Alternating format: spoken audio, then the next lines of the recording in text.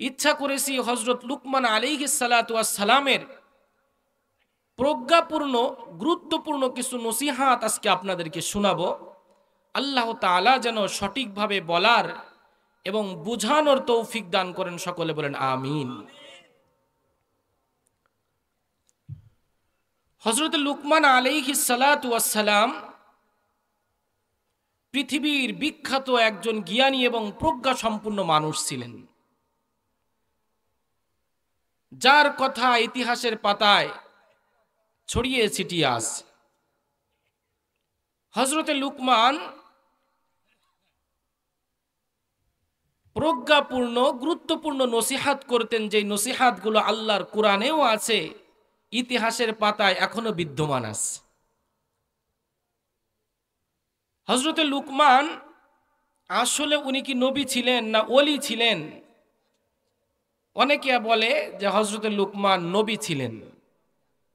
আসলে হযরত লুকমান আলাইহিস সালাম নবী ছিলেন না, আল্লাহ তাআলার প্রিয় বান্দা এবং আল্লাহর ওলি ছিলেন।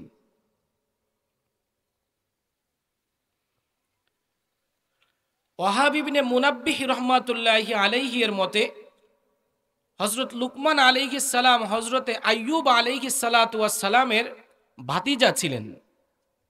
আর মুকাতিলের বর্ণনা মতে লুকমান আলাইহিস সালাম আইয়ুব আলাইহিস সালামের খালাতো ভাই ছিলেন। তাফসীরে বাইজবির মধ্যে লেখে, লুকমান আলাইহিস সালামকে আল্লাহ তাআলা লম্বা হায়াত দান করেছিলেন, 1000 বছর দুনিয়াতে জীবিত ছিলেন। সর্বশেষ দাউদ আলাইহিস সালাতু ওয়াস সালামের জামানাও তিনি পেয়েছেন। বলেন সুবহানাল্লাহ।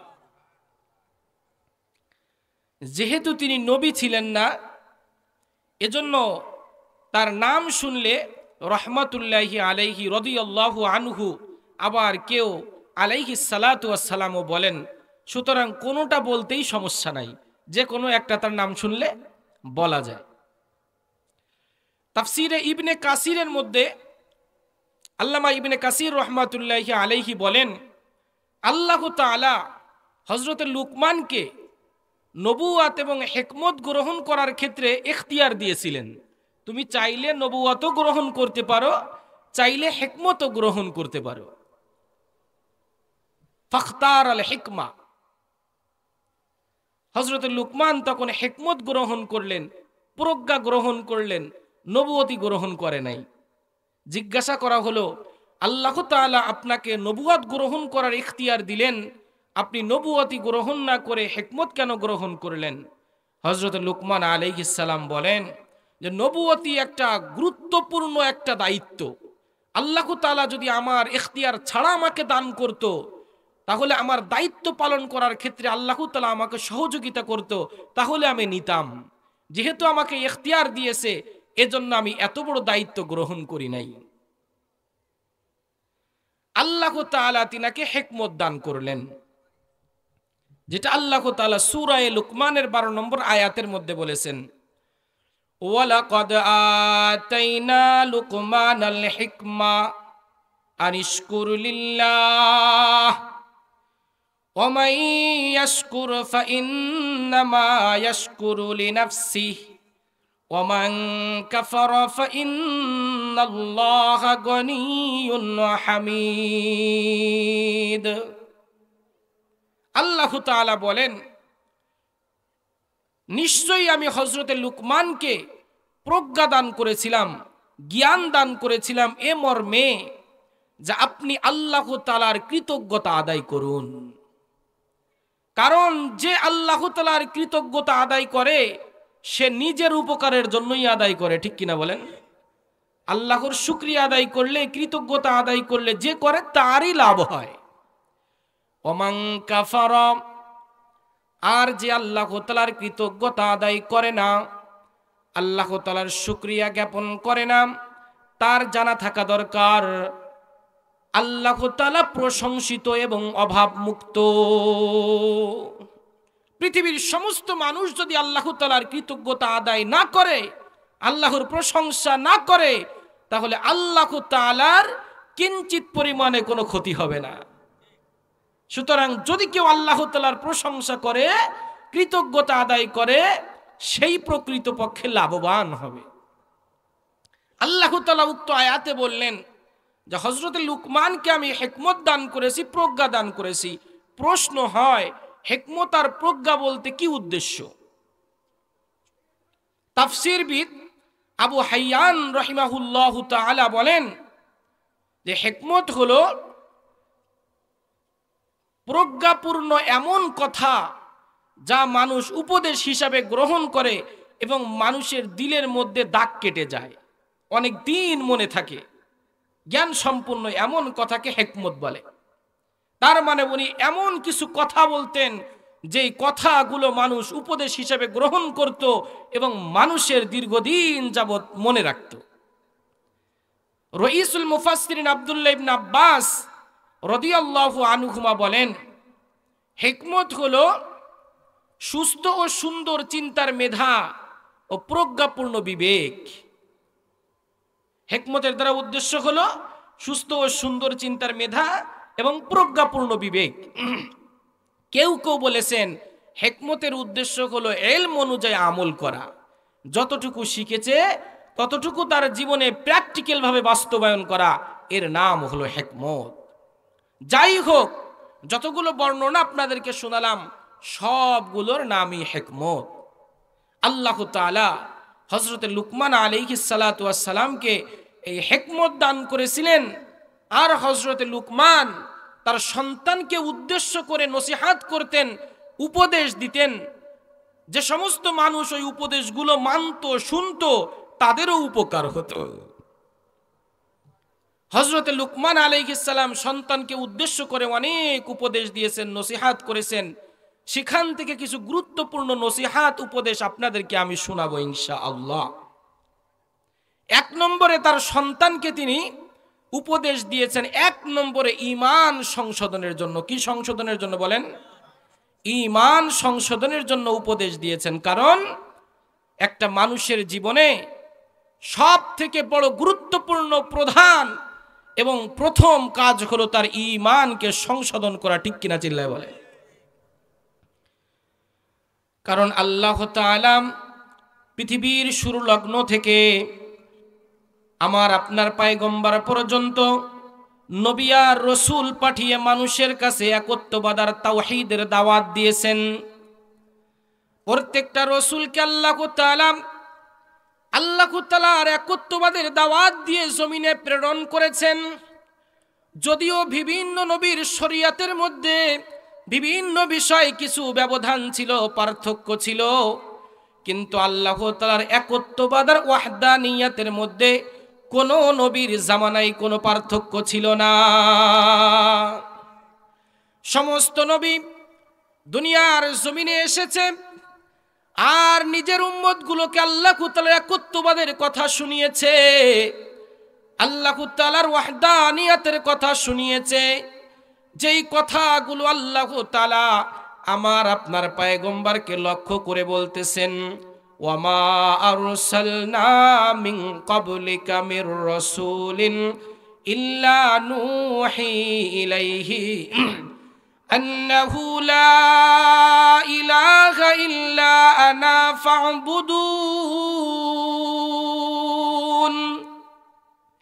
ওগো পয়গম্বর, আপনার পূর্বে আমি যত রাসূল প্রেরণ করেছি প্রত্যেককে আমি এই প্রত্যাদেশ দিয়েই প্রেরণ করেছি, আমি আল্লাহ ছাড়া আর কোনো উপাস্য নাই, আমি আল্লাহ ছাড়া আর কোনো ইলাহ নাই, আমি আল্লাহ ছাড়া আর কোনো মাবুদ নাই।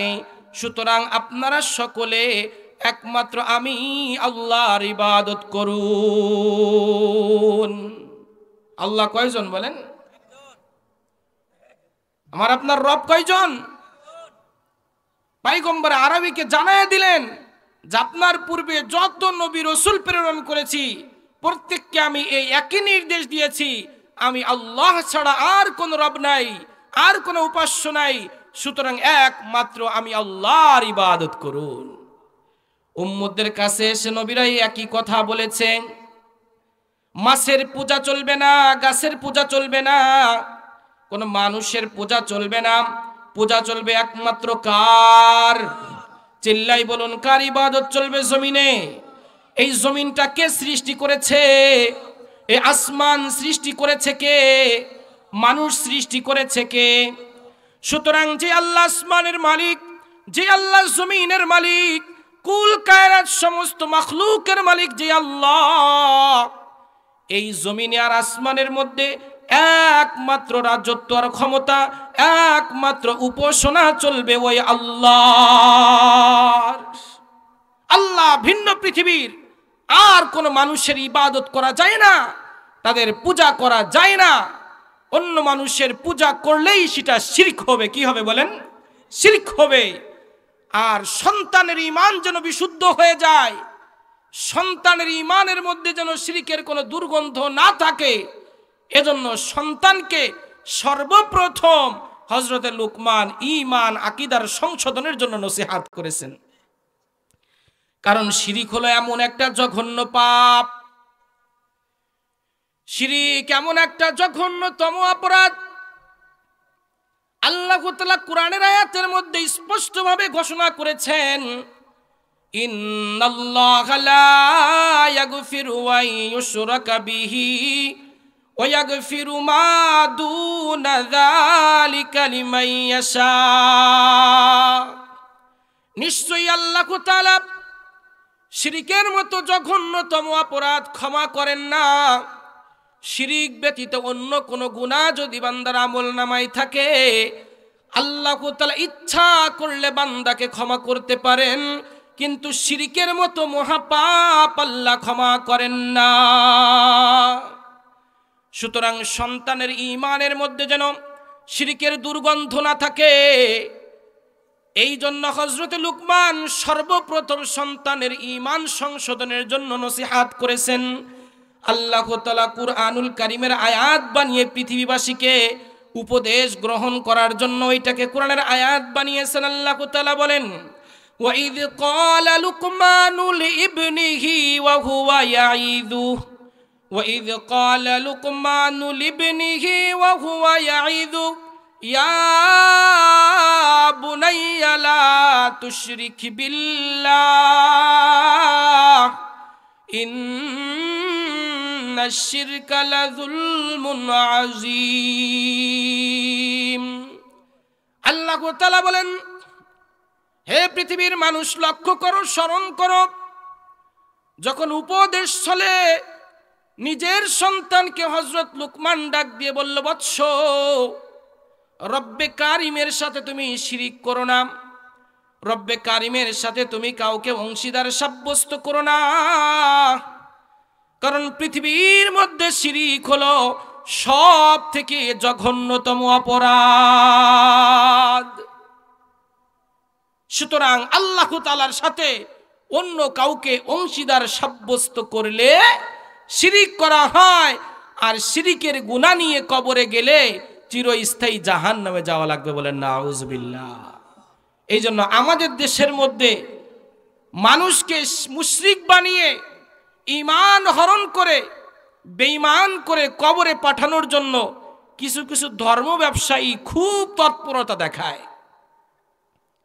মাজার বানাইছে বাবার নামে, খাজার নামে, আর সেখানে মানুষদেরকে মুশরিক বানিয়ে তারপরে কবরে পাঠানোর এক ব্যবস্থা করেছে। ঠিক কিনা বলেন? এই জন্য যেই খাজার মাজারের মধ্যে শরীয়ত নাই, কোরআন নাই, আল্লাহর বিধান নাই, রসুলের সুন্নাহ নাই, বুঝতে আর বাকি থাকার কোনো কথা না যে ওইটা একমাত্র ভণ্ড, মানুষের ঈমান চোর, একমাত্র মানুষকে মুশরিক বানানোর জন্য একটা পাক্কা শয়তানি করতেছে। ঠিক কিনা বলেন? এই জন্য কোরআন হাদিস যেখানে নাই আমরাও সেখানে নাই। রাজি আছেন তো ইনশাআল্লাহ? হযরত লুকমান সর্বপ্রথম সন্তানের ঈমান আকীদা সংশোধনের জন্য এইভাবে নসিহত করলেন। ঈমান সম্পর্কে যখন নসিহত করেছেন, ঈমানের পরে মানুষের এখন দরকার হলো আমল। আমলের সংশোধনের জন্য 2 নম্বরে হযরতে লুকমান সন্তানকে নসিহত করতেছে। আর আমলের মধ্যে প্রধান আমল হলো সালাত, নামাজের আমল। নামাজ এমন একটা আমল, এই আমলটা যদি মানুষের ঠিক হয়ে যায়, বাকি সব আমল মানুষের ঠিক হয়ে যায়। বলেন সুবহানাল্লাহ। আর নামাজের মধ্যে যদি মানুষের ত্রুটি থাকে তাহলে অন্য আমল করার সুযোগ আর ওই ব্যক্তির হয় না। আর নামাজ যদি মানুষের ঠিক হয়ে যায়, অন্য আমলও যেমন মানুষের জন্য সহজ হয়ে যায়, পাপাচার থেকে বাঁচাও মানুষের জন্য সহজ হয়ে যায়। ঠিক কিনা বলেন? সঙ্গত কারণে 2 নম্বরে হযরত লোকমান সন্তানের আমল সংশোধনের জন্য ডাক দিয়ে বলতেছে, সন্তান, ইয়া বুনাইয়া আকিমিস সালাহ, হে বৎস নামাজ কায়েম করো, নামাজ প্রতিষ্ঠা করো। নামাজ কায়েম করার কথা বলে সন্তানকে সব আমলের প্রতি উৎসাহিত করতেছে। কারণ নামাজ যদি মানুষের ঠিক হয়ে যায়, সমস্ত আমল মানুষের ঠিক হয়ে যাবে, আর সমস্ত পাপাচার থেকে নামাজ তাকে হেফাজত করবে। আল্লাহ তাআলা নবী আলাইহিস সালাতু ওয়াস সালামকে ডাক দিয়ে বলেন, ওয়া আকিমিস সালাহ ইন্নাস সালাতা তানহা আনিল ফাহশাই ওয়াল মুনকার। ওগো পয়গম্বর, আপনি নামাজ কায়েম করুন, নিশ্চয়ই নামাজ সমস্ত প্রকার পাপাচার এবং অশ্লীলতা থেকে হেফাজত করে। বলেন সুবহানাল্লাহ। ও বন্ধু, কিন্তু আমাদের মধ্যে প্রশ্ন জাগে, আমি তো 5 ওয়াক্ত নামাজ পড়ি, মসজিদে গিয়ে নামাজ পড়ি, কিন্তু আমাকে কোনো গুনাহ থেকে আমার নামাজ তো ফিরায় রাখে না। সুদ খাওয়া থেকে, ঘুষ খাওয়া থেকে, দাড়ি চাছা থেকে, বেপরদায় চলা থেকে, মিথ্যা কথা বলা থেকে, গীবত শিকায়েত করা থেকে, কোনো পাপ থেকে আমার নামাজ আমাকে বিরত রাখে না, ফিরায় রাখে না। কারণটা কি? কারণ আপনার ভালো করে বুঝতে হবে, আল্লাহ তাআলা দুনিয়ার মানুষকে বলে নাই তুমি নামাজ পড়ো, আল্লাহ তাআলা দুনিয়ার মানুষকে বলেছেন নামাজ কায়েম করো। নামাজ কায়েম করা কাকে বলে? নামাজ কায়েম করার অর্থ হলো যে নিয়ম কানুন মেনে, নামাজের যে নিয়ম কানুনগুলো আছে ভিতরে বাহিরে, সব নিয়ম কানুনগুলো যথাযথভাবে বাস্তবায়ন করে, সময়ের প্রতি লক্ষ্য রেখে, আল্লাহর ভয়, খুশু আর খুজু নিয়ে নিজেও নামাজ পড়তে হবে, পরিবার পরিজন আপনজন এবং অন্য মানুষদেরকেও নামাজের দাওয়াত দিতে হবে। এর নাম হলো নামাজ কায়েম করা। যদি পৃথিবীর কোনো মানুষ এইভাবে নামাজ কায়েম করতে পারে, আল্লাহ পাকের কথা, নিশ্চয়ই নামাজ তাকে সকল প্রকার পাপাচার থেকে হেফাজত করবে। চিল্লাই বলেন ঠিক কিনা? নামাজ আমাদের পড়া হয় না, সঙ্গত কারণে আমার নামাজ আমাকে পাপাচার থেকেও বাঁচাতে পারে না। ঠিক কিনা বলেন? এই জন্য নামাজ কায়েম করতে রাজি আছেন তো সবাই? ইনশাআল্লাহ নামাজ কায়েম করব।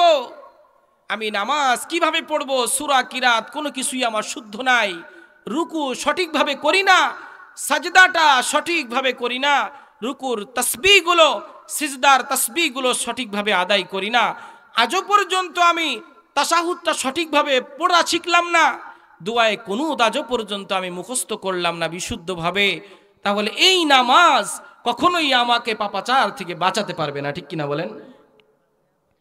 অথচ মানুষ যদি সঠিকভাবে নামাজ কায়েম করে, নামাজ আদায় করে, তাহলে ওই ব্যক্তির আমল নামায় আর কোনো গুনাহ অবশিষ্ট থাকে না। আল্লাহ তাআলা নামাজিকে সকল প্রকার পাপাচার থেকে ধুয়ে মুছে একদম পরিষ্কার পুত পবিত্র করে দেয়। ওয়ান আবি হুরায়রা রাদিয়াল্লাহু তাআলা আনহু আন্না রাসূলুল্লাহ সাল্লাল্লাহু আলাইহি ওয়াসাল্লাম قال أرأيتم لو أن نهرا بباب أحدكم يغتسل منه كل يوم 5 مرات هل يبقى من درنه شيء؟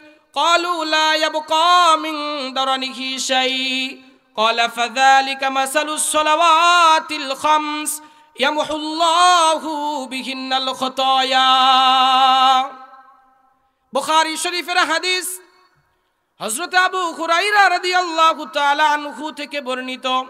পয়গম্বর আরবী বলেন, ও আমার সাহাবারা, যদি তোমাদের বাড়ি, কারো বাড়ির সামনে স্বচ্ছ পানির একটা নহর থাকে, আর প্রতিদিন যদি ওই ব্যক্তি ওই স্বচ্ছ পানির নহরে 5 বার গোসল করে, ওই ব্যক্তির শরীরে আর কোনো ময়লা বাকি থাকতে পারে কি? ময়লা বাকি থাকতে পারে? 5 বার যদি স্বচ্ছ পানি দিয়ে গোসল করে ওই ব্যক্তির শরীরে আর কোনো ময়লা বাকি থাকবে বলেন? বাকি থাকবে না। চিল্লাই বলেন না। ক্বালু লা ইয়াবকা মিন দারানিহি শাই। পয়গম্বর আরবীর সাহাবারা এবার উত্তর দিল, ইয়া রাসূলুল্লাহ, ইয়া হাবিবাল্লাহ, ওই ব্যক্তির শরীরে আর কোনো ময়লা বাকি থাকতে পারে না। পয়গম্বর আরবী সাল্লাল্লাহু আলাইহি ওয়াসাল্লাম বললেন, 5 ওয়াক্ত নামাজের উপমার উদাহরণ এমনই, যখন সুন্দরভাবে পুত পবিত্রতা অর্জন করে 5 ওয়াক্ত নামাজ যথা নিয়মে কোনো মুসল্লি আদায় করে, ওই ব্যক্তির আমল নামায় আর কোনো গুনাহ বাকি থাকে না। চিল্লাই বলেন সুবহানাল্লাহ। ওয়া নাবী যররিন রাদিয়াল্লাহু তাআলা আনহু قال أن رسول الله صلى الله عليه وسلم خرج في الشتاء والورق يتهافت فأخذ بغصنين من شجرة فجعل ذلك الورق يتهافت فقال يا أبا ذر قلت لبيك يا رسول الله। হযরত আবু যর গিফারি রাদিয়াল্লাহু তাআলা আনহু থেকে হাদিস বর্ণিত, তিনি বলেন, নবী আরবী সাল্লাল্লাহু আলাইহি ওয়াসাল্লাম শীতের মৌসুমে একবার ঘর থেকে বাহিরে তাশরিফ নিলেন। তখন গাছের পাতাগুলো ঝরে ঝরে পড়তেছিল, ঝরঝর করে গাছের পাতাগুলো পড়তেছিল। নবী আরবী একটা গাছের কাছে গেলেন, গাছের 2টা ডাল নিজের হস্ত মুবারক দ্বারা ধরলেন। নবী আরবী ওই ডাল 2টা ধরার কারণে গাছের পাতাগুলো আরো বেশি ঝরে ঝরে পড়তেছিল। নবী আরবী সাল্লাল্লাহু আলাইহি ওয়াসাল্লাম আবু যরকে ডাক দিল। আবু যর গিফারি বলে, ইয়া রাসূলুল্লাহ, আমি তো আপনার পাশেই উপস্থিত আছি, বলুন। নবী আরবী এবার ডাক দিয়ে বলে, আবু যর, ইন্নাল আবদাল মুসলিম লা ইউসাল্লি সলাতা ইউরিদু বিহা ওয়াজহাল্লাহ ইয়াতাহাফাতু আনহু যুনুবুহু কামা ইয়াতাহাফাতু হাদাল ওয়ারাকু মিন হাযিহিশ শাজারা। যে ইমানদার মুসলমান 5 ওয়াক্ত নামাজ সঠিক নিয়মে সঠিকভাবে আল্লাহর সন্তুষ্টির জন্য আদায় করে, তার আমল নামা থেকে গুনাহগুলো এইভাবে ঝরে ঝরে পড়ে যায়। বলেন সুবহানাল্লাহ।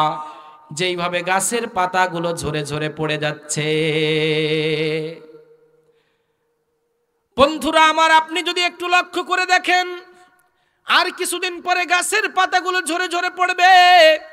এমনও গাছ আপনি দেখতে পাবেন, পুরা গাছের মধ্যে লক্ষ লক্ষ পাতা ছিল, কিন্তু একটা পাতাও আর ওই গাছের মধ্যে বাকি নাই, সব ঝরে পড়ে গেছে।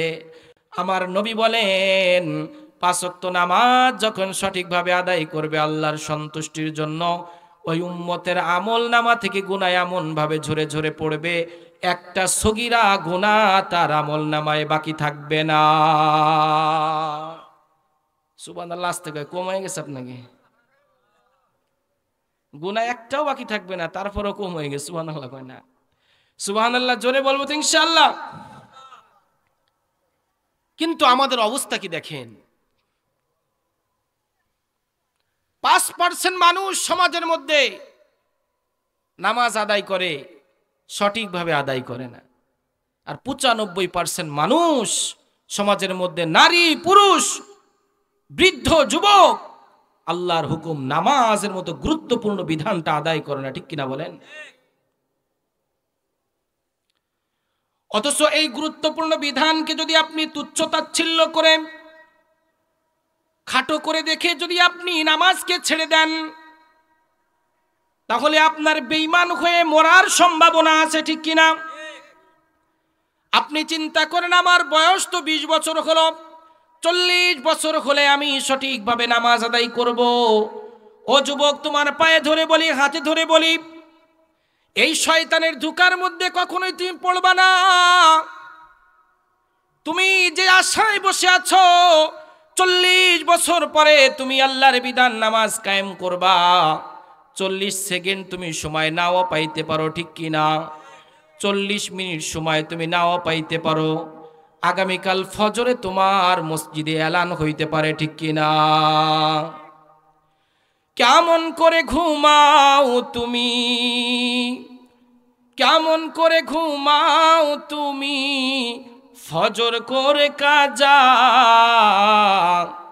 এমনও তো হতে পারে জোহরে জানাজা রে তোর, জোহরে জানাজা, ঠিক কিনা বলেন? তুমি যে আশায় বসে আছো রাত্র সকাল হবে, ওই প্রভাতের বাতাস তোমার শরীরে জীবিত অবস্থায় নাও লাগতে পারে, ফজরের সময় এলান হতে পারে অমকের ছেলে অমক অমক রাত্রে 3টা 3:30টার সময় ইন্তেকাল করেছে, ফজরের নামাজ তোমার ছুটে গেল, আর কোনোদিন ওই নামাজটা তুমি আদায় করতে পারবা না। কবরের মধ্যে গেলেও কিয়ামত পর্যন্ত যদি নামাজ পড়তে থাকো, 1 রাকাত নামাজের সওয়াব তোমার আমল নামায় লেখা হবে না, ঠিক কিনা? চোখেরই পলকে তুমি হতে পারো লাশ, চিরতরে বন্ধ হবে তোমারই নিঃশ্বাস। চোখেরই পলকে তুমি হতে পারো লাশ, চিরতরে বন্ধ হবে তোমারই নিঃশ্বাস। হবে এলান তোমারই নাম, হবে এলান তোমারই নাম মসজিদের মাইকে, বাড়িওয়ালা নাই রে বাড়ি নাই রে দুনিয়াতে, বাড়িওয়ালা নাই রে বাড়ি নাই রে দুনিয়াতে। হতে পারে কিনা চিল্লায় বলেন?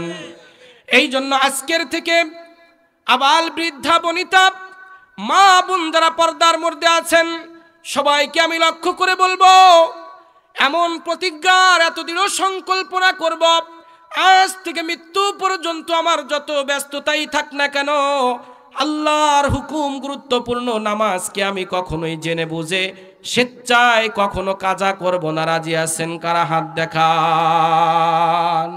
আল্লাহ তাআলা আমাদেরকে কবুল আর মঞ্জুর করেন। হযরত লুকমান 2 নম্বরের সন্তানকে আমলের সংশোধনের জন্য নসিহত করলেন। নিজের ঈমান ঠিক হয়ে গেছে, আমলও ঠিক হয়ে গেছে, সমাজের মানুষ পাপাচারের মধ্যে হাবুডুবু খাচ্ছে, তাহলে কি আমার ঈমান আর আমলের হিফাজত হবে? বলেন, ঈমান আমলের কি হবে না? হিফাজত হবে না। এজন্য সন্তানকে 3 নম্বরে হযরত লুকমান সমাজ সংশোধনের জন্য উপদেশ দিয়েছেন। কি সংশোধনের জন্য উপদেশ দিয়েছেন? সমাজকে সংশোধনের জন্য উপদেশ দিয়েছেন। হযরত লুকমান এবার সন্তানকে বলতেছে, ওয়াসবির আলা মা আসাবাক ওয়া'মুর বিল মারুফি ওয়ানহা আনিল মুনকার, ওয়াসবির আলা মা আসাবাক ইন্না যালিকা মিন আজমিল উমুর।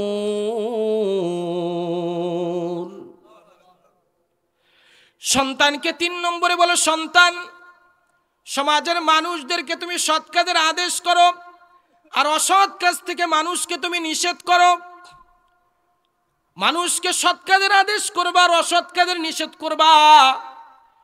কিছু মানুষ আল্লাহর বিধান সঠিকভাবে পালন করবে, রাসূলের সুন্নাহর উপরে আমল করবে, আর কিছু মানুষ তোমার ডাকে সাড়া দিয়ে পাপাচার ছেড়ে দিয়ে আল্লাহ পাকের প্রিয় গোলামে পরিণত হয়ে যাবে।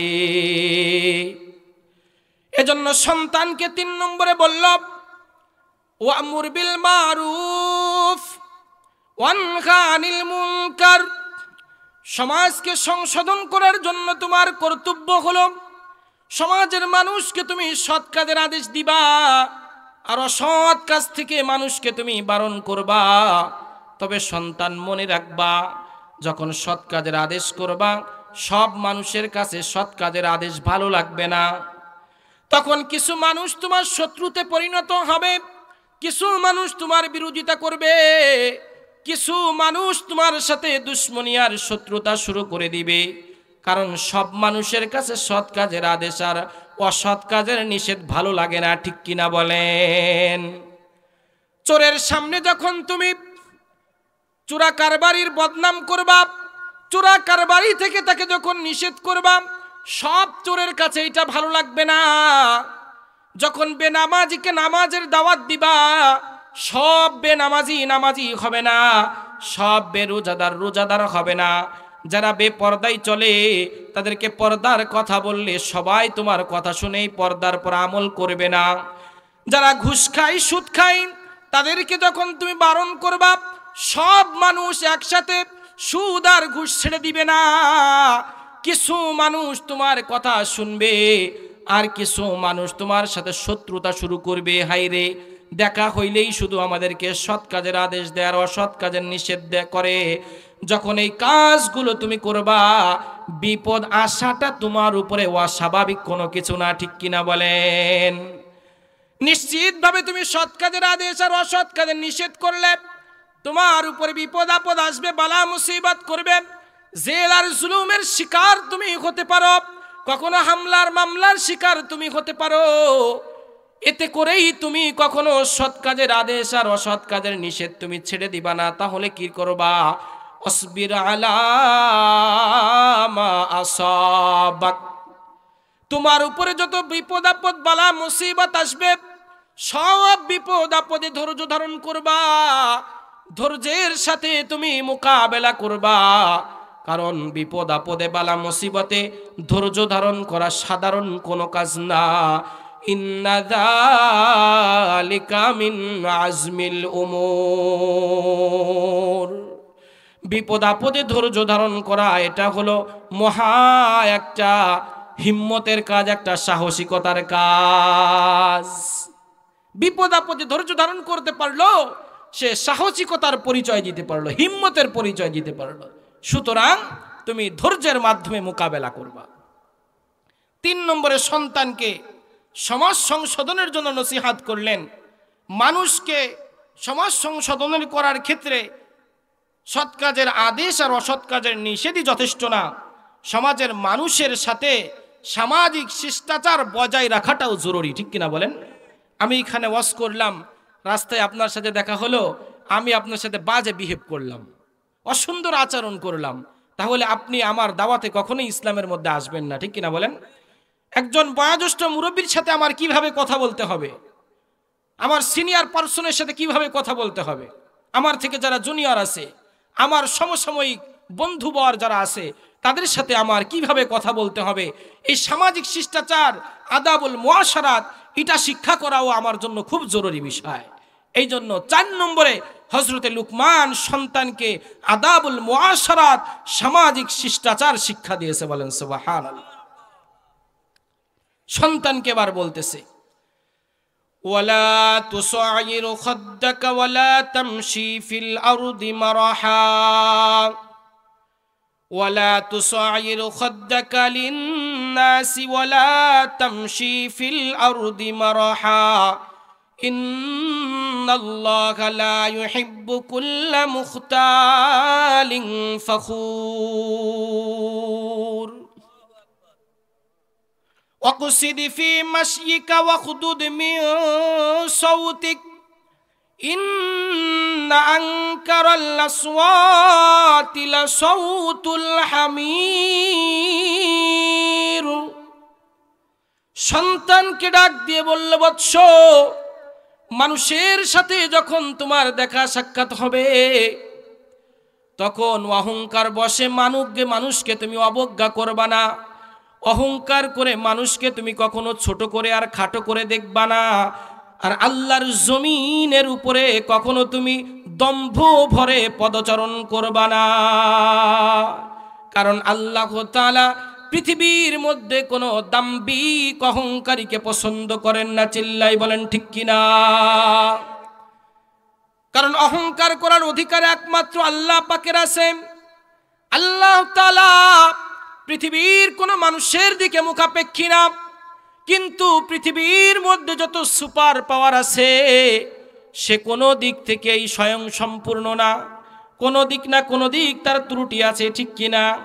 সুতরাং যার মধ্যে ত্রুটি আছে, অহংকার করার অধিকার জমিনে তার নাই।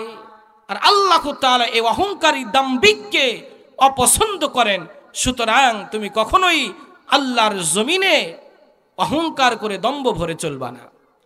অকসিদ ফি মাশয়িকা ওয়াখদুদ মিন সাউতিক, আর পদচারণার ক্ষেত্রে মধ্যমবর্তীতা অবলম্বন করবা, মাঝামাঝি গতিতে চলবা, অনেক বেশি জোরেও চলবা না, আবার আস্তে আস্তেও চলবা না, মধ্যবর্তীতা অবলম্বন করবা।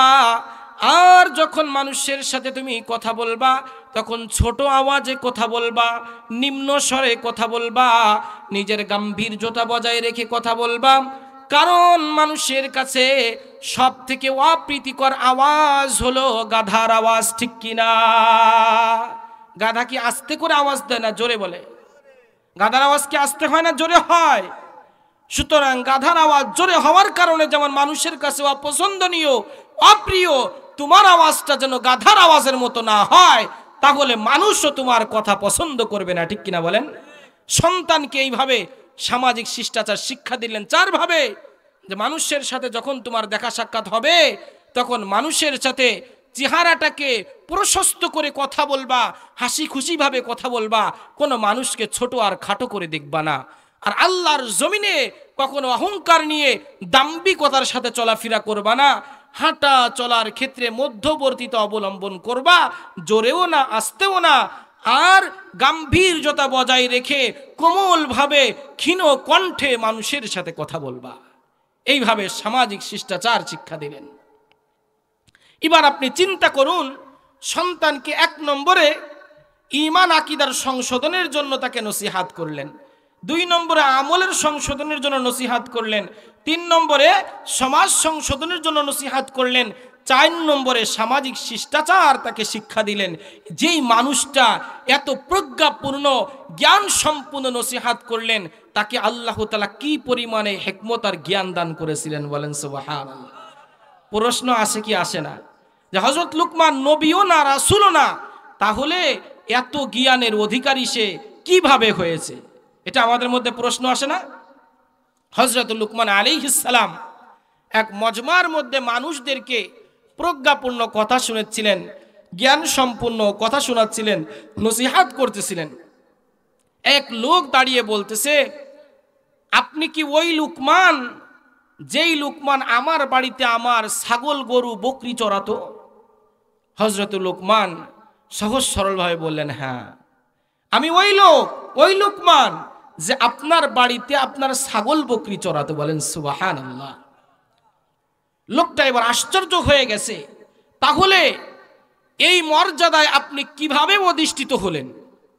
একজন গরুর রাখাল, ছাগলের রাখাল, সে তো এত জ্ঞানের অধিকারী কিভাবে হয়?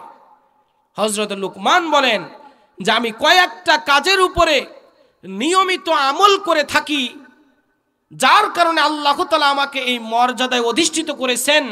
আপনিও যদি সেই কাজগুলো করেন, আল্লাহ তাআলা আপনাকে এই সম্মানে অধিষ্ঠিত করবে। বলেন সুবহানাল্লাহ। কোন কোন কাজের কারণে, কোন কোন জিনিসের উপরে আমল করার কারণে হযরত লুকমানকে আল্লাহ তাআলা হিকমত আর জ্ঞান দান করেছিলেন, এটা কি আপনারা শুনতে চান? শুধুই যদি মজা নেওয়ার নিয়তে আপনি শুনতে চান যে আমি শুনবো, মজা নিব, তাহলে বলে আর কোনো লাভ হবে না।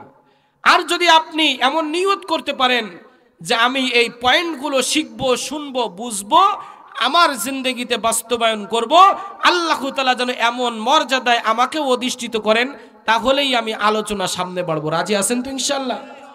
যুবক ভাইয়েরা কি রাজি আছেন আপনারা? পিছনে বসে কথা না বলি। কোরআন এবং সুন্নাহর মজমার কিছু আদব আছে। সম্পূর্ণভাবে দিল মন খালি করে, ব্রেনটাকে পুরা খালি করে যে আলোচনা করতেছে তার দিকে একদম আমার অ্যাটেনশন দেওয়া। সম্পূর্ণ বললাম, 9টা কথা বললাম। এই 9টা কথার উপর আমল করার কারণে হযরতে লুকমানকে আল্লাহ তাআলা এত বড় একজন জ্ঞানী বানাইছেন, যার নসিহাতগুলোকে আল্লাহ তাআলা কোরআনের আয়াত বানিয়েছেন। সূরা লুকমান হিসাবে লুকমান আলাইহিস সালামের নামে আল্লাহ তাআলা স্বতন্ত্র কুরআনুল কারীমের মধ্যে একটা সূরা নাজিল করেছে। বলেন সুবহানাল্লাহ। 1 নম্বরে হলো নিজের দৃষ্টিকে অবনত রাখা। তার অর্থ হলো আমার দৃষ্টি দ্বারা, চোখের দ্বারা কোনো গুনাহ না করা। একজন বেগানা পুরুষ আর একজন বেগানা নারীকে না দেখা, নাজায়েজ কোনো দৃশ্যের দিকে আমার দৃষ্টি না দেওয়া, নাজায়েজ কোনো দৃশ্য আমি দেখব না। এই চোখের জিনা কখনোই করা যাবে না। চোখকে কমপ্লিটলি আমার হেফাজত করতে হবে, কারণ চোখের হেফাজত যদি কোনো মানুষ করতে না পারে, ও অন্য কোনো অঙ্গ প্রত্যঙ্গকেও কখনো হেফাজত করতে পারে না, ঠিক কিনা? সঙ্গত কারণে আল্লাহ তাআলা পয়গম্বর আরবি সাল্লাল্লাহু আলাইহি ওয়াসাল্লামকে ডাক দিয়ে বললেন, কুল্লিল মুমিনিনা ইয়াগুদ্দু মিন আবসারিহিম ওয়া ইয়াহফাযু ফুরুজাহুম যালিকা আযকা লাহুম ইন্নাল্লাহা খাবীরুম বিমা তাসনাউন। আল্লাহ তাআলা বলেন, পয়গম্বর আপনি ইমানদার পুরুষদেরকে জানায় দেন, তারা যেন তাদের চক্ষুকে অবনত রাখে, দৃষ্টিগুলো যেন তারা অবনত রাখে, কখনো বেগানা নারীকে না দেখে, নাজায়েজ কোনো দৃশ্যের দিকে যেন কখনো না তাকায়, হারাম কোনো বস্তু যেন তার চোখ দিয়ে কখনো না দেখে। 2 নম্বরে আল্লাহ তাআলা বললেন, তার লজ্জা স্থানগুলো যেন ইমানদার পুরুষরা হেফাজত করে। চক্ষুকে অবনত রাখা, লজ্জা স্থান হেফাজত করা, এই 2টা কাজের মধ্যে আল্লাহ তাআলা বলেন ইমানদার পুরুষদের জন্য রয়েছে মহা পবিত্রতা। বলেন সুবহানাল্লাহ। ইন্নাল্লাহা খাবীরুম বিমা তাসনাউন। আর ইমানদাররা যা কিছু করে ওই বিষয়ে আমার আল্লাহ ভালোভাবে অবগত আছেন, ঠিক কিনা বলেন?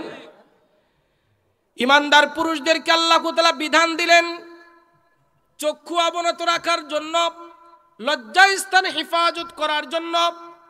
এবার আল্লাহর পয়গম্বরকে আবার আল্লাহ তাআলা ডাক দিয়ে বললেন, ওয়াকুল্লিল মুমিনাতি ইয়াগুদুদনা মিন আবসারিহিন্না ওয়া ইয়াহফাযনা ফুরুজাহুন্না ওয়া লা ইউবদিনা যিনাতাহুন্না ইল্লা মা যাহারা মিনহা ওয়াল ইয়াদরিবনা বিখুমুরিহিন্না আলা জুয়ুবিহিন্না ওয়ালা ইউবদিনা যিনাতাহুন্না ইল্লা লিবুউলাতিহিন্না।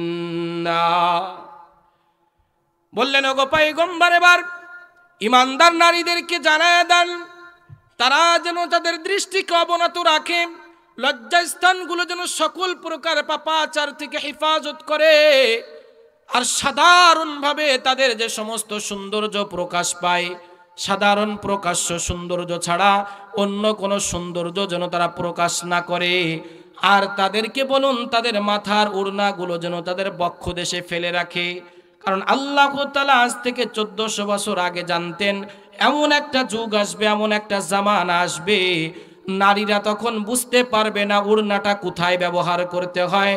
সঙ্গত কারণে আপনারা যদি তাকায় দেখেন, আপনার বাড়িতে যে নারীগুলো আছে, মহিলাগুলো আছে, ওড়নাটা বক্ষ দেশে না ফেলে ঘাড়ের মধ্যে প্যাঁচ দিয়ে রাখে অথবা মাথার উপরে পেঁচিয়ে রাখে। ওড়না যেখানে রাখার দরকার সেটাও নারীরা জানে না, ঠিক কিনা?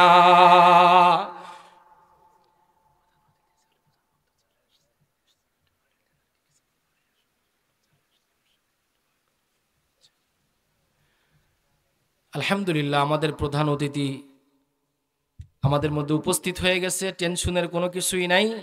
আমরা মুজাকারা করতে করতে হুজুর ইনশাল্লাহ প্রস্তুতি নিয়ে নেবেন, এরপরে আলোচনা করবে। এজন্য আমার মনে হয় যে আমাদের যে সমস্ত যুবকরা এখনো বাহিরে আছে, সকলে আপনারা প্যান্ডেলের মধ্যে চলে আসুন।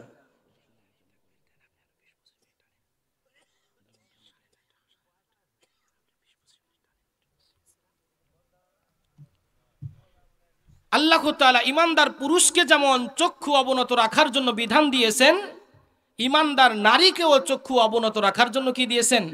বিধান দিয়েছেন। আল্লাহু আকবার। কারণ পুরুষ যদি চক্ষু অবনত রাখে, নারী পুরুষের দিকে তাকায়, তাহলে ফিতনার দরজা বন্ধ হবে না, ঠিক কিনা বলেন? ফিতনা উভয় থেকেই হতে পারে। উক্ত 2টা আয়াতের দিকে যদি আপনি তাকান, নারী পুরুষকে আল্লাহ তাআলা চক্ষু অবনত রাখার জন্য, লজ্জাস্থান হেফাজত করার জন্য সমানভাবে আল্লাহ তাআলা নির্দেশ দিয়েছেন, কারণ ফিতনা উভয় থেকেই হতে পারে।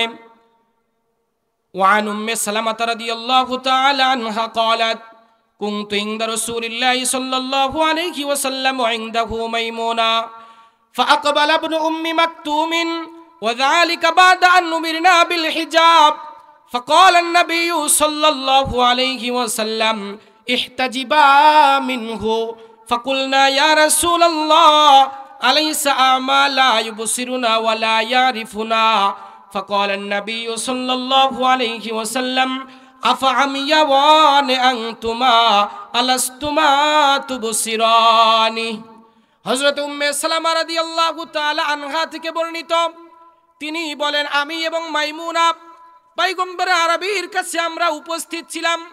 ইত্তো বছরে পয়গম্বর আরবীর অন্ধ সাহাবী আব্দুল্লাহ ইবনে উম্মে মাকতুম আগমন করলো।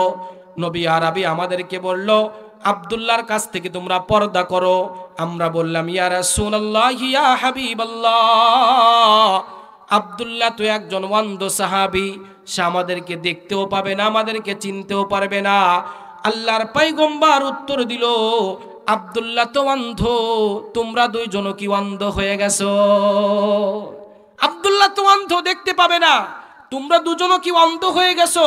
তোমরা কি আব্দুল্লাহকে দেখতে পাবে না? সুতরাং আব্দুল্লাহ তোমাদেরকে দেখলে যেই অপরাধ হতো, তোমরা আব্দুল্লাহকে দেখলে সমান অপরাধ হবে, ঠিক কিনা বলেন? এই জন্য নারীও কোনো পর পুরুষকে দেখবে না, আর কোনো পর পুরুষও কোনো নারীকে দেখবে না। আল্লাহর এই বিধান যদি মুসলিম উম্মাহ মানতে পারে, জিনা আর ব্যভিচারের সকল দরজা বন্ধ হয়ে যাবে। প্রশাসনের মাধ্যমে কাউকে জেলে নিয়ে, কাউকে জেল হাজতে নিয়ে, কাউকে এরকম রিমান্ডে নিয়ে এরপরে ইফতিজিং বন্ধ করা লাগবে না।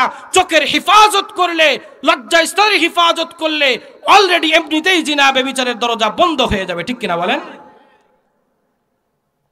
এক নম্বরে চক্ষুকে অবনত রাখা, দুই নম্বরে বলেছিলাম জবানকে নিয়ন্ত্রণে রাখা। জবান এমন একটা বিষয়, যদি কোনো মানুষ নিজের জবানকে নিয়ন্ত্রণে রাখতে না পারে, ওর দুনিয়াও শেষ, আখিরাতও শেষ, ঠিক কিনা বলেন?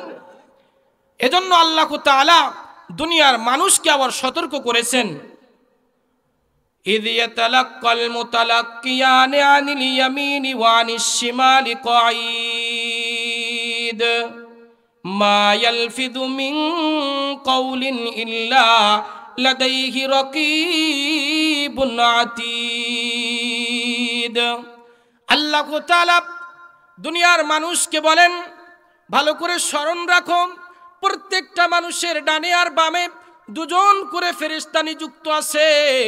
তাদের কর্ম লেখার জন্য সর্বদা তারা প্রস্তুত থাকে। ডান কাদের ফেরেশতা তার ভালো কাজগুলো লেখে, বাম কাদের ফেরেশতা তার খারাপ কাজগুলো লেখে।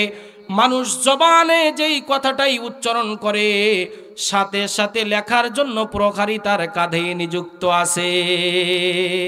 সুতরাং প্রত্যেকটা কথা মানুষের রেকর্ড হয়ে যায়। আপনি একজন বয়োজ্যেষ্ঠ মানুষ, জামাতের সাথে নামাজ পড়েছেন, মসজিদ থেকে বের হয়ে বকাবকি শুরু করেছেন, একজন আর একজনের গীবত শিকায়েত করতেছেন, পরনিন্দা করতেছেন, বদনাম করতেছেন, এই সব কিছু আপনার কাদের ফেরেশতা আপনার আমলনামায় লিখতেছে, ঠিক কিনা বলেন? এই জন্য জবানকে হেফাজত করা, কি হেফাজত করা বলেন? জবানকে হেফাজত করা। তিন নম্বরে হালাল রিজিকে সন্তুষ্ট থাকা। আল্লাহ তাআলা যতটুকু হালাল ভাবে আমার জন্য ব্যবস্থা করেছেন, এই হালাল রিজিকের উপরে আমার সন্তুষ্ট থাকতে হবে, আলহামদুলিল্লাহ। হারামের দিকে কখনো পা না বাড়ানো। আল্লাহ তাআলা কুরআনুল কারীমের মধ্যে রাসূলদেরকে ডাক দিয়ে বলতেছেন, ইয়া আইয়ুহার রাসূল, ইয়া আইয়ুহার রাসূল কুলু মিনাত তাইয়্যিবাত ওয়া'মালু সালিহা ইন্নী বিমা তা'মালুনা আলীম। আল্লাহ তাআলা বলেন, হে রাসূলগণ, আপনারা হালাল খাদ্য ভক্ষণ করুন, হালাল খাবার আপনারা খাবেন, আর নেক আমল করবেন। আপনারা যা কিছু করবেন ও বিষয়ে আমি আল্লাহ অবহিত আছি। আল্লাহ তাআলা হালাল খাদ্যের সাথে নেক আমলের কথা বলেছেন, কারণ হালাল খাবারের সাথে নেক আমলের গভীর একটা সম্পর্ক রয়েছে। মানুষ যদি হালাল খাদ্য গ্রহণ না করে, ওই ব্যক্তিকে আল্লাহ তাআলা আমলের তৌফিক দেয় না, ঠিক কিনা? কখনো যদি কোনো নেক আমল করে, ওই আমলগুলো আল্লাহ তাআলার কাছে কখনো কবুল হয় না। এই জন্য আমলের তৌফিক পেতে হলে, আমল যদি আল্লাহ তাআলার কাছে গৃহীত হতে হয়, তাহলে হালাল খাবার আমার ভক্ষণ করতে হবে। আর আমার খাদ্য তখনই হালাল হবে যখন হালাল ভাবে আমি অর্থ উপার্জন করব, ঠিক কিনা বলেন? আমি যদি হারাম ভাবে, অবৈধভাবে যদি আমি উপার্জন করি, তাহলে আমার খাদ্য কখনোই কি হবে না? হালাল হবে না। 4 নম্বরে বলছিলাম লজ্জা স্থান হেফাজত করা। আল্লাহ তাআলা লজ্জা স্থান হেফাজত করার ক্ষেত্রে কুরআনুল কারীমের আয়াত বলেছেন, قد أفلح المؤمنون الذين هم في صلاتهم خاشعون والذين هم عن اللغو معرضون والذين هم للزكاة فاعلون والذين هم لفروجهم حافظون। আল্লাহ তাআলা বলেন, সফল ঈমানদার তো তারা যারা নিজের লজ্জা স্থানকে সকল প্রকার পাপাচার থেকে হেফাজত করে।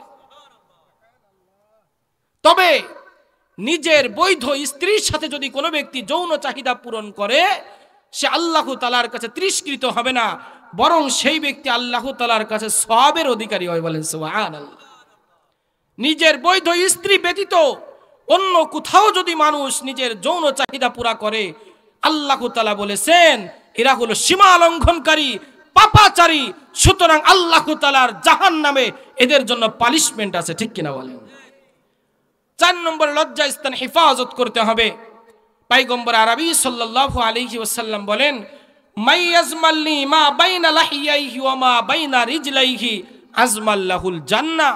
আমার উম্মতের যে নরনারী আমাকে তার জবান এবং লজ্জা স্থানকে গুনার থেকে বিরত রাখবে, এই গ্যারান্টি দিবে, আমি নবী তাকে দুনিয়ার মধ্যে জান্নাতের গ্যারান্টি দিব। বলেন সুবহানাল্লাহ। 5 নম্বরে হযরত লুকমান বলেন, আমি সর্বদা সত্য কথা বলি এবং সত্য কথার উপর অবিচল থাকি। আল্লাহ তাআলা ঈমানদার পুরুষদেরকে, ঈমানদার নরনারীদেরকে ডাক দিয়ে বলতেছেন, ইয়া আইয়ুহাল্লাযীনা আমানুত্তাকুল্লাহ ওয়া কুনু মা'আস সাদিকিন। হে ঈমানদারগণ, তোমরা আল্লাহ তাআলাকে ভয় করো আর সর্বদা সত্যবাদীদের সাথে থাকো। ইয়া আইয়ুহাল্লাযীনা আমানুত্তাকুল্লাহ ওয়া কুলু কাওলান সাদীদা ইসলিহ লাকুম আ'মালাকুম ওয়া ইয়াগফির লাকুম যুনুবাকুম ওয়া মান ইতি'ল্লাহা ওয়া রাসূলাহু ফাকাদ ফাযা ফাওজান আযীমা। আল্লাহ তাআলা বলেন, ঈমানদারগণ সত্য কথা বলো। সত্য কথা বললে আল্লাহ তাআলা তোমাদের গুনাহ মাফ করে দিবেন, তোমাদের সমস্ত আমলকে সংশোধন করে দিবেন। বলেন সুবহানাল্লাহ। এই জন্য সর্বদা আমাদের কি বলতে হবে? সত্য কথা বলতে হবে। ওয়ান আব্দুল্লাহ ইবনে মাসউদ রাদিয়াল্লাহু তাআলা আনহু قال قال رسول الله صلى الله عليه وسلم إن الصدق يهدي إلى البر وإن البر يهدي إلى الجنة وإن الرجل لا يصدق حتى يكون صديقا।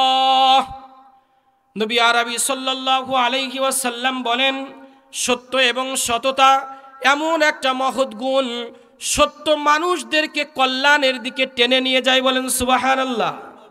সত্য মানুষদেরকে কল্যাণের দিকে পরিচালিত করে, কল্যাণ মানুষকে জান্নাত পর্যন্ত পৌঁছায় দেয়।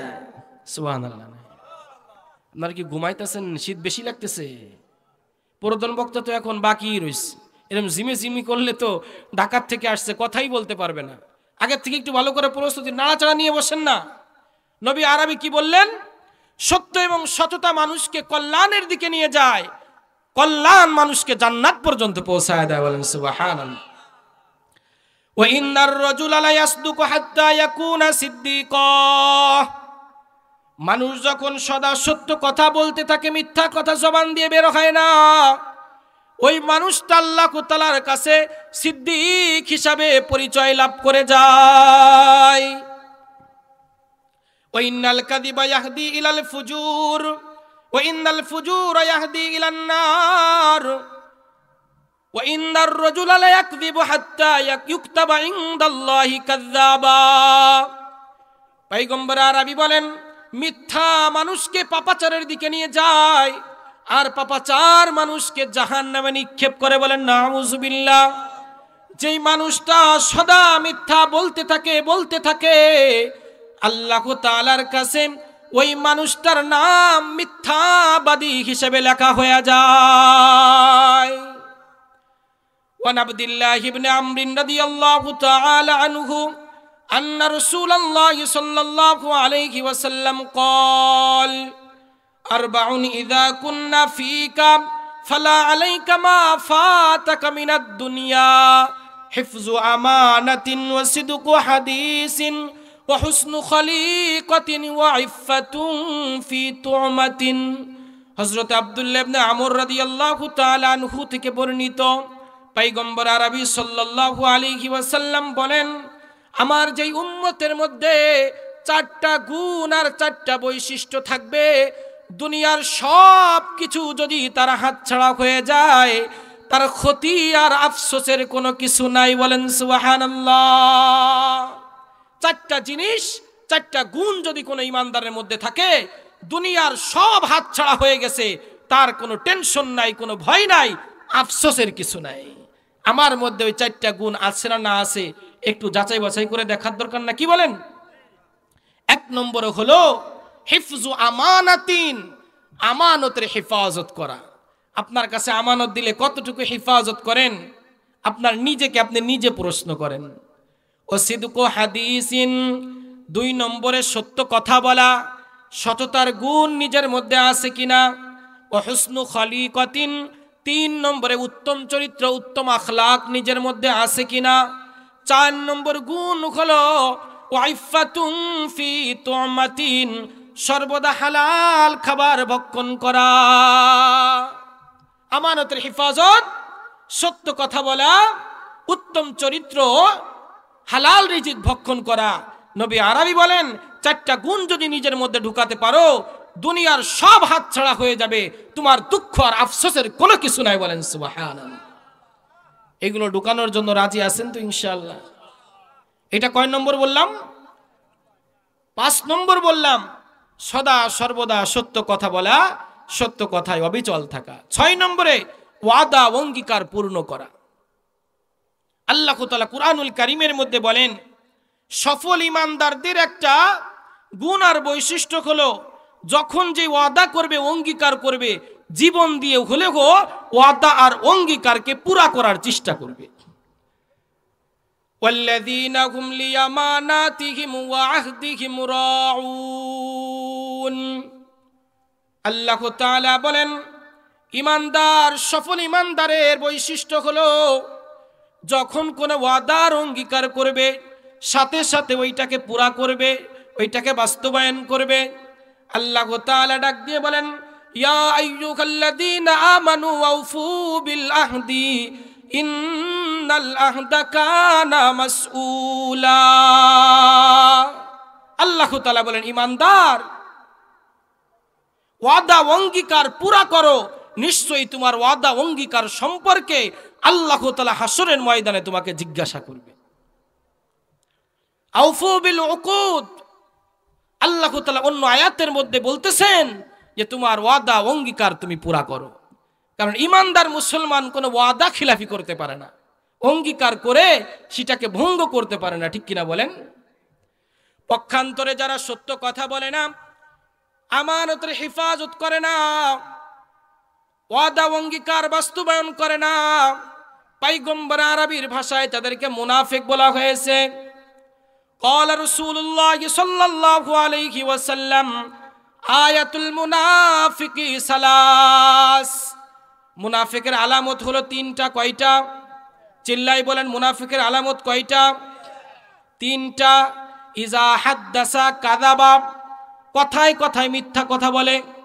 এরকম মানুষ তো আপনারা কখনো দেখেন নাই, মিথ্যা কথা মুখস্থ। ইজা হাদ্দাসা কাযাবা, কথায় কথায় মিথ্যা বলে। ও ইজা ওয়াদা আখলাফা, কোন ওয়াদা অঙ্গীকার করলে ওইটাকে ভঙ্গ করে। ওয়াইদা তুমিনা খানা, আর যখন কোন আমানত তার কাছে রাখা হয় আমানতের খিয়ানত করে। এই তিনটা হলো মুনাফিকের নিদর্শন। আর যে মুনাফিক হবে আল্লাহ তাআলা তাকে জাহান্নামে তো দিবেই, জাহান্নামের অতল গহ্বরে সর্বনিম্ন স্তরে হবে মুনাফিকের স্থান। বলেন নাউজুবিল্লাহ। 4 নম্বরে 7 নম্বর গুণ যেটা হলো হযরত লুকমান বলেছেন, সেটা হলো মেহমানের যথাযথ সম্মান করা। এখানে সবাই মাথা ঝুলাচ্ছেন। যদি নিজের মেয়েটাও 3 দিনের কথা বলে আইছে, 1 সপ্তাহ থাকতেছে, বাপ মা কানে কানে ঘুষ ঘুষ করে 4-5টা সাল মেয়ে নিয়ে আইছে, বাতাস তো বাদে না, বর্তমান বাজার দ্রব্যমূল্যের যে দাম, কতিও পারতেছি না, সতিও হতেছি না। এরপরে সেই 2 নম্বর চাল দিয়ে রান্না করতেছে, আর শুধু প্রত্যেকদিন খালি ডাইল আর ডাইল। পিচ্চি পাশে বলছে, আম্মু নানু বাড়ি আসলাম শুধু ডাইল দেয়। কারণ মুখে তো বলতে পারতেছে না যে চলে যাও, কিন্তু আচার আচরণ দিয়ে বোঝাচ্ছে যে আমার বাড়িতে না থাকলে কি হয়, ভালো হয়। আপন সন্তানের সাথে যদি এমন আচরণ হয়, তাহলে দূরবর্তী কোনো মেহমান আসলে ওই মানুষের মুখে আর হাসি থাকে না। অধিকাংশ মানুষের বাড়ি মেহমান আসলে তার কপালে একটা ভাঁজ পড়ে থাকে, আর তার মুখে কোনো হাসি থাকে না। এই দেখলে মেহমান আর থাকতে চায় বলেন? অথচ মেহমানদারি, মানুষকে আপ্যায়ন করা একটা মহৎ গুণ।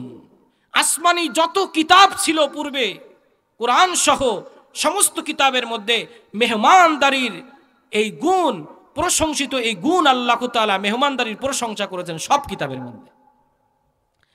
আমার আপনার পয়গম্বর জনাবে মুহাম্মদুর রাসূলুল্লাহ, সকলে পড়ুন সাল্লাল্লাহু আলাইহি ওয়াসাল্লাম, যখন হীরা গুহার মধ্যে 40 বছর পর্যন্ত ধ্যান করার পরে যখন নবুয়তি পেয়েছেন, সর্বপ্রথম যখন তিনার কাছে ওহী এসেছে, তিনি আতঙ্কিত হয়ে গেছেন, পেরেশান হয়ে গেছেন, হতভম্ব হয়ে গেছেন। আর এই পেরেশানি অবস্থায় খাদিজাতুল কুবরা রাদিয়াল্লাহু তাআলা আনহার কাছে এসেছে।